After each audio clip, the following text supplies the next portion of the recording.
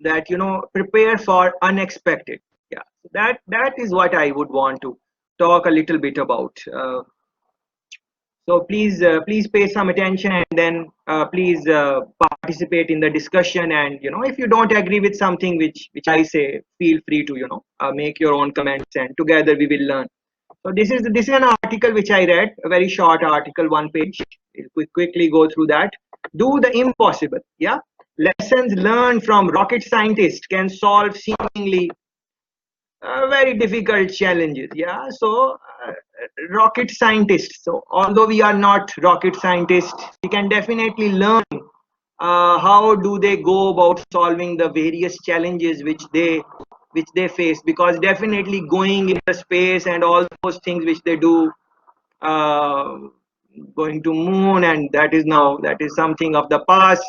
Mars and beyond that, trying to build homes in the space, all those type of things which astronauts are trying to be ambitious about. All those things are impossible, and if you go years back, those are the stories of cartoons and the things which we would watch growing up. But those things are reality nowadays. So let's look at what they are, how they do it, how they accomplish much that was once unimaginable, from flying men to the moon to exploring Mars.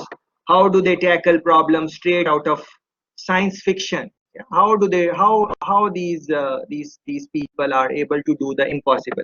So this is a book, Think Like a Rocket Scientist. Yeah, so you don't have to read the book, because we are going to have three or four pointers, which are the major, which are the sense of this book, and I think they can help us. Yeah. So what are their innovative problem solving approaches? That is what we are trying to talk about. And although we don't work at NASA, but we can definitely use them. So first point is back from the future. Let's look at this one. Rocket scientists dream big. Yeah, they dream big. But starry-eyed ideas alone are not enough. To make moonshots materialize, they use backcasting. Backcasting. Quickly Google the term backcasting. A strategy that envisions an ideal outcome and works backward, plotting each step needed to make it happen. This is what backcasting is. Yeah, I try to look for some examples from corporate world, from organizations. How do they do backcasting? So envision an ideal outcome and work backward, plotting each step needed to make it happen. So they dream big, they look for ideal outcome, and not just that, because ideas alone are not enough. They plot each step needed to make it happen. So let's say someone dream to be the valedictorian of faculty of social sciences when they graduate. So to do that, what needs to be done? So you will look what GPA is generally acquired by people who become valedictorian at the faculty level. So you will find out that, then you will work out what type of scores you are needed for every course. How many courses are there? Around 30. How many A's those type of people get? Almost 27, 28 A's, roughly speaking. What it takes to get those A's, what are their studying habits? People who have done this already in the past, you would want to maybe meet them, see how they are doing, how they did it. Try to use their strategy, try to see what works for you, and over a period of time you will try to replicate their things. So plotting each step needed to make it happen. What are the things required? All those. So, and it can be any goal. So I'm just giving an example of as a student what you would want to do. So you dream big, but then you sketch out a roadmap to achieve that dream. Yeah. So first dream big, and then you plot some type of steps. Step one, step two, with timestamps, with objectives, all those type of things. So this is backcasting. So this is one thing they do. Merely fantasizing that you have your dream job, for instance, won't get you hired. Backcasting means identifying the training, experience, and networking that propelled you there. So please look at these 3 points: training, experience, and networking. So you would need all these three things at least to successfully backcast. Training. What is training? This education, all these type of things which we do, going through different papers, discussions. You can call that training. Then experience, hands-on experience, some internship stuff like that. That is very important. And then networking, hanging out with the right type of people, with right attitudes, people who have same type of ideas, people who have same type of dreams, ambitions, similarity in purpose, because they are going to push you when you will feel a little bit down. So networking, they are the ones who are going to give you some opportunities when the time is right, because they know you, because you have built trust, because of all those things. They are going to maybe give you a chance. So these three things are very important for backcasting and generally in life: training, experience, networking, so you can assemble the pieces in the real life. Yeah, so let's go back. How to do the impossible? In other words, as Rosemary explained us or gave us the idea, how to prepare for unexpected. Yeah, that is in impossible type of thing. Yeah, so number one, backcasting. Dream big. Training, experience, networking, and other things which I mentioned. So make a note of that. That is number one. And there are three things. So let's look at the second one. So number one was backcasting. Number two is what could go wrong? What can happen wrong?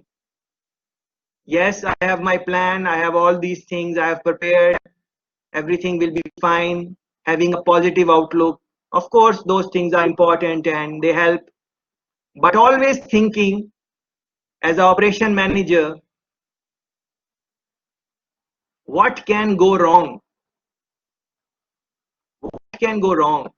Astronauts put their lives on the line to go to the space, and this is literally. This is not. They are not playing with words. They do literally put their lives to go to space. To minimize risk, the engineers utilize pre-mortems. Pre-mortems. If you guys remember when we were looking at forecasting, you can still go there whenever you have time. There is a very nice paper by Harvard Business Review on pre-mortems.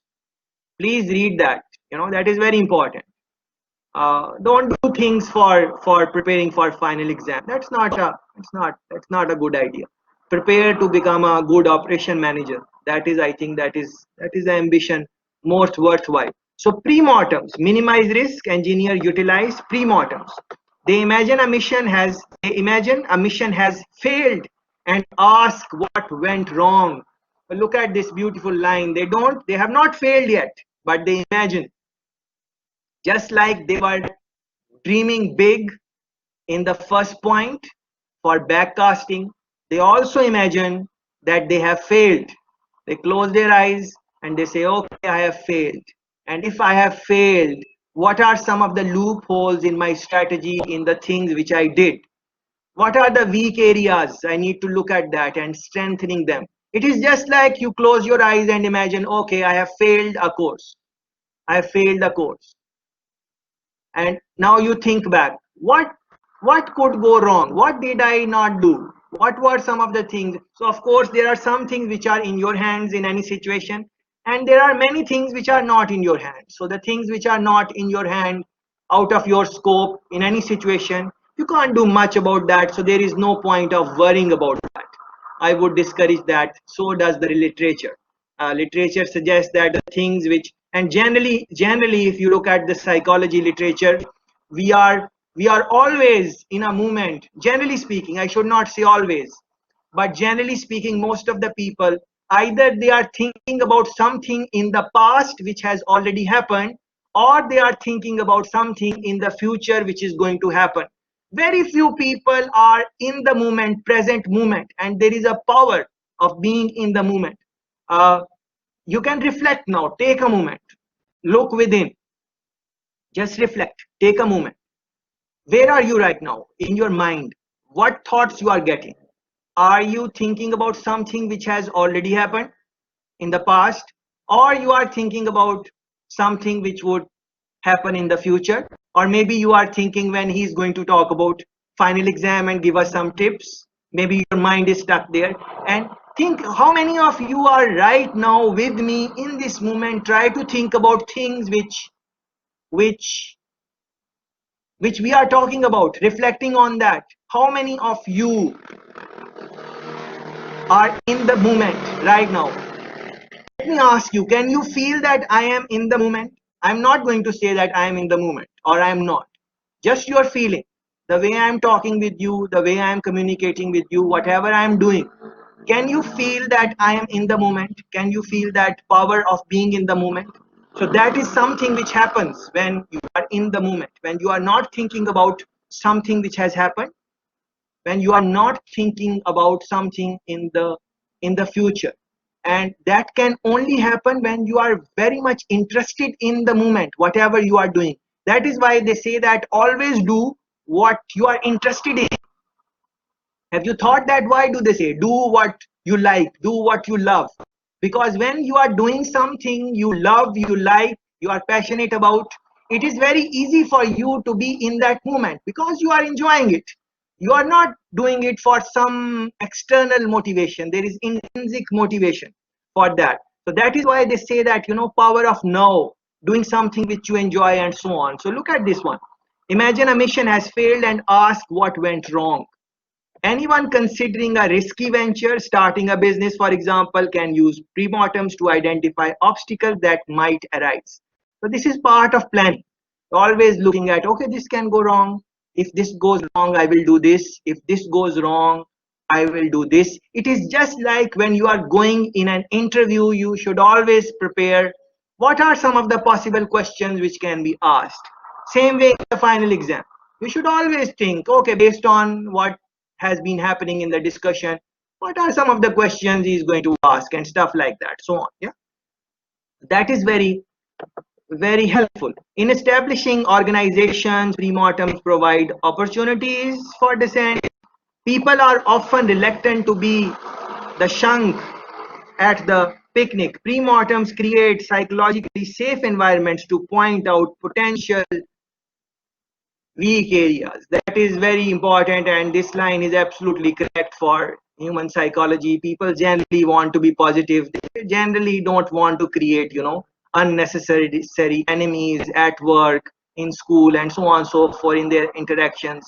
If they don't like something, they generally would withdraw in the team or in the group. And you must have seen it. You guys have done many courseworks and group works and stuff like that.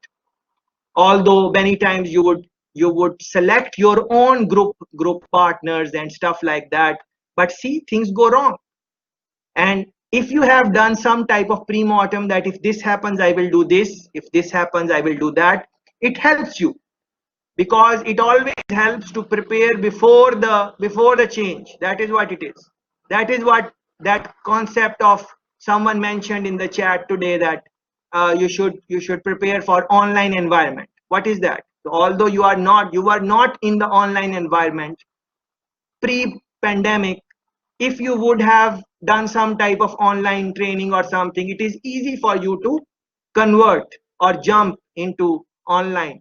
You would still be able to go online even if you did not prepare, but it would take more time than necessary. And time is of essence in the in the business world and in generally in life. If you have some objective, if you have some goals, if you want to reach somewhere in life, then every moment is important. Then you have little time. If you don't have any objective, any goal, if every day is Sunday for you, then of course people have a lot of time also.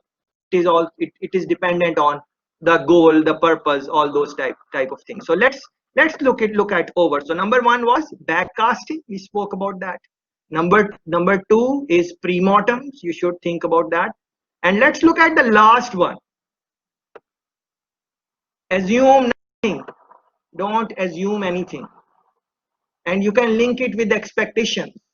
If you think about expectations, they arise from many things, and one of the things is assumptions. Because you assume something, that is why you created those expectations. And think about some situations where your assumptions went wrong, your expectations went wrong, and what was the cost you had to pay for that. Many times it is a heavy cost. So think about that. Let's go back to the title of the paper. Do the impossible. So you can do the impossible if you follow the lifestyle of rocket scientists. Of course, we are not working at NASA, but we can learn from the things which they do. Number one, they backcast. Number two, they do pre-mortem. And number three, they assume nothing. When embarking on a new project, rocket scientists attempt to identify every assumption they have and systematically question whether each one can be trusted. So nothing wrong in having assumptions. We all have assumptions. It is not that we will not have any assumption. We just have to carefully analyze all the assumptions step by step in a systematic approach that, okay, this is my assumption. Is it true or not? Where it is coming from? Yeah. This is called first principles thinking. Again, run a Google search and try to find some example of first principle thinking in corporate world, in operation management, in business environment, and so on. If you have been working to solve a problem but haven't succeeded, identify your routine actions and thoughts and ask yourself why you are doing them. Very important point. Routine actions. What are routine actions? Routine actions are your habits, yeah, and thoughts. Thoughts. What are you thinking? What are you thinking right now? That is going to have impact on your understanding or your appreciation or your whatever for this thing which we are doing. Yeah, thinking, how you view it. So habits and thought processes. The habits that clutter our thinking are often lurking in plain sight. Yeah. So these are the three things which I wanted to share with you. I read this article recently. This is coming from Psychology Today. This is a very interesting magazine which I follow.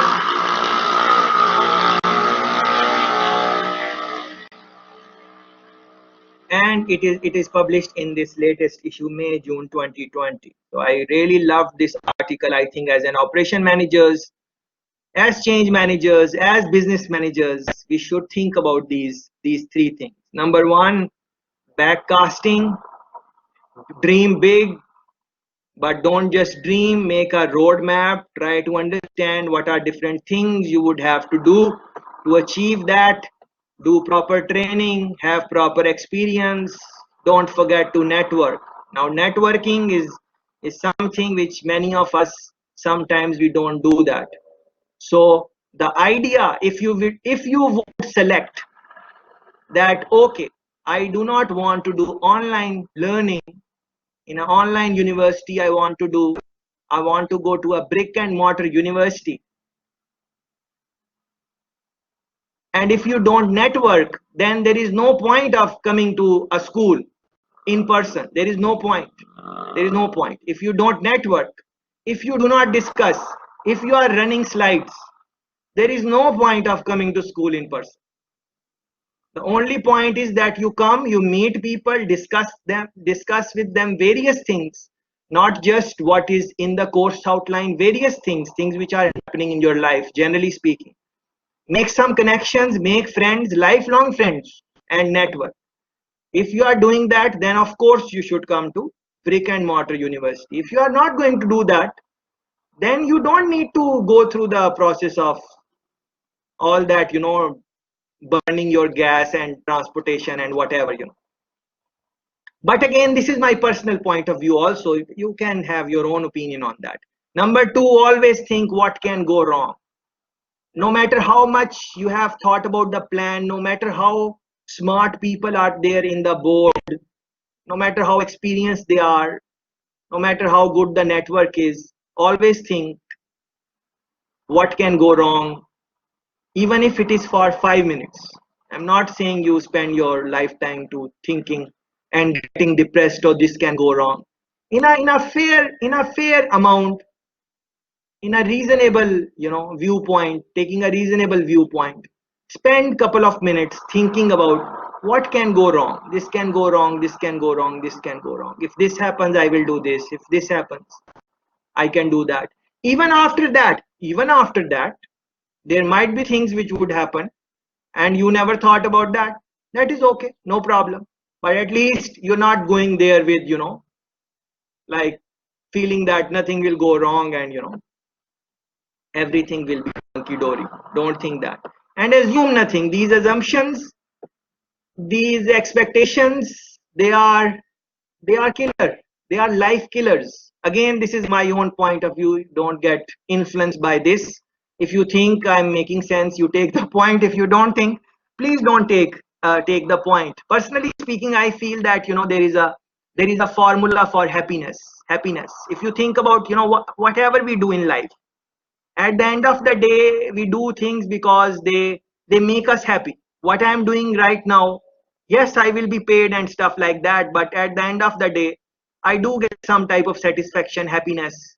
Your jobs, your things, whatever you do in your life, the people you hang out with, whatever you do, how you spend your life, your time, whatever activity you do, no matter how shallow it is for someone else, even if it is like going for a walk or whatever, how small it is for other people, for you it is giving you some type of happiness. And I was thinking about happiness, and I came with this formula for happiness, a formula for happiness. So expectations, I think, are inversely proportional to happiness. This is the formula for happiness. Expectation inversely proportional to happiness. The more you have the expectations from other people, environment, this and that, the more the expectation, chances are that many of your expectation will not be met. Not that people don't want to meet your expectation, it is just hard. You just have wrong expectations from people or too much. You can read some literature on that. What I'm saying is in some way backed by some theories which I have read over the years. But again, people have different point of views.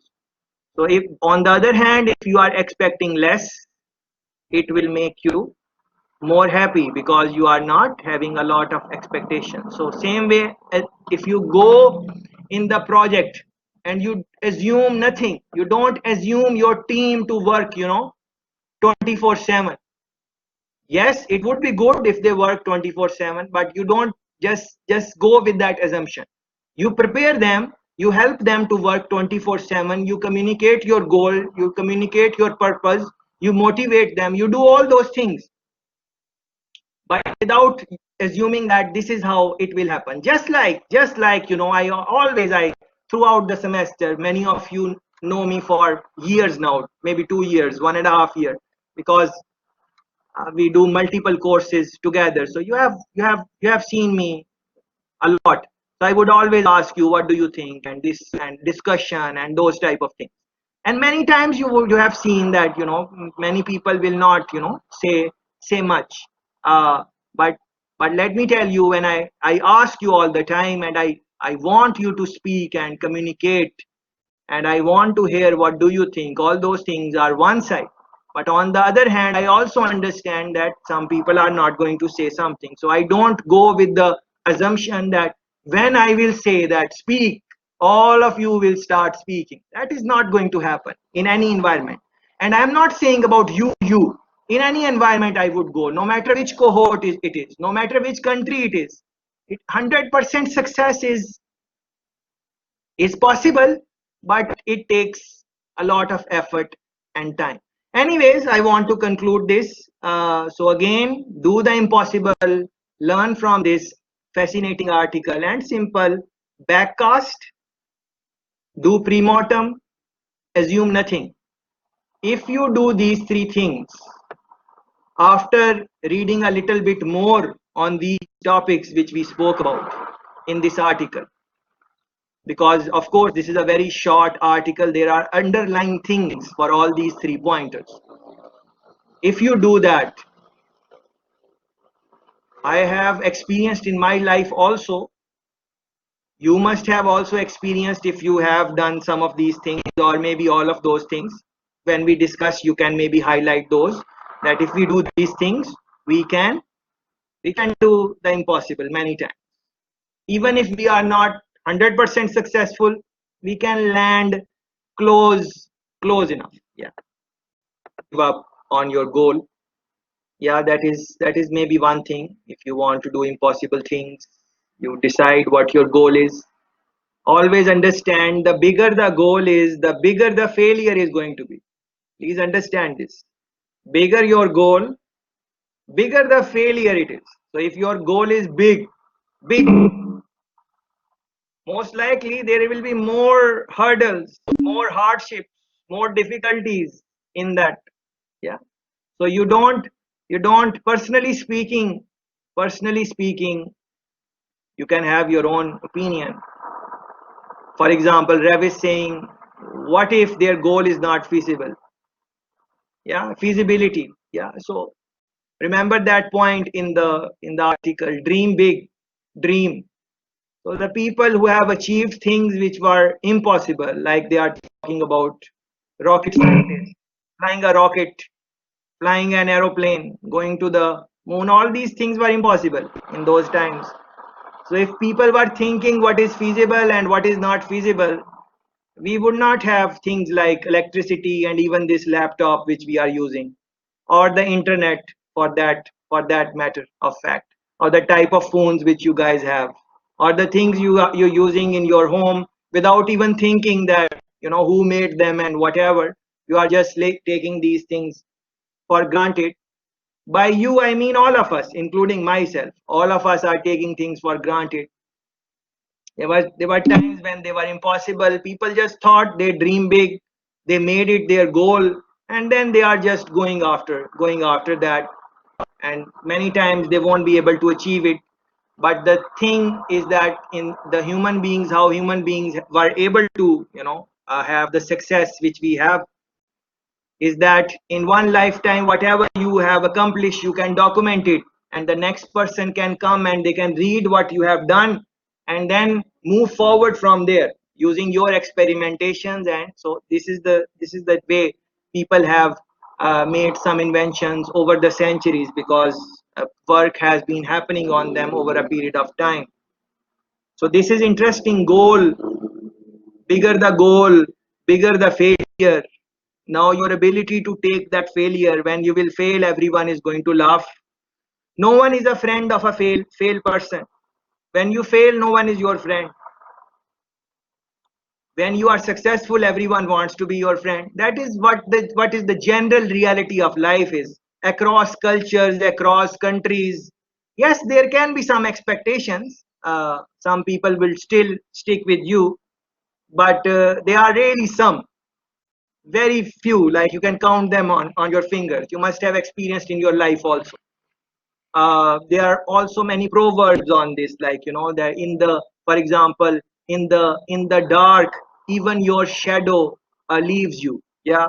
So this is a proverb in one of the languages. Yeah. So you can think about those things. So goal, then your passion, your interest, how much you can give to that, all those things you can link it with the life of an operations manager. So if an operation manager is not someone who is resilient in that sense, he might not be able to do things which are even mandatory for the jobs. Forget about doing things impossible. As an operation manager, you can think about these.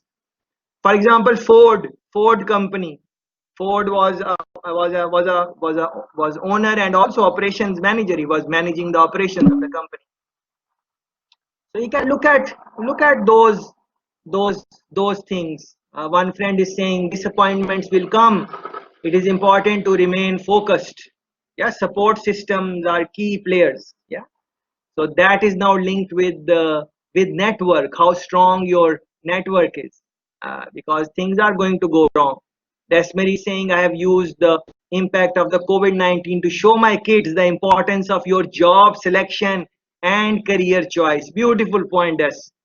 I'm loving this. Please make a note of this, everyone. So Des is saying, I have used the impact of the COVID-19 to show my kids the importance of your job selection and career choice. Really have to think about that. Great point. Yeah. So this is what I wanted to discuss.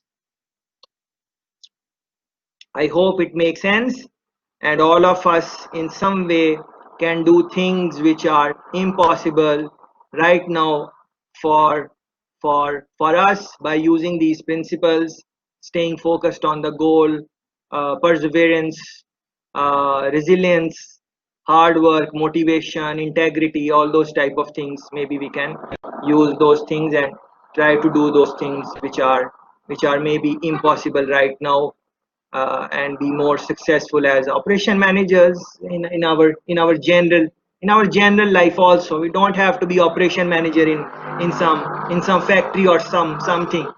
We are operation managers of our life also. Yeah.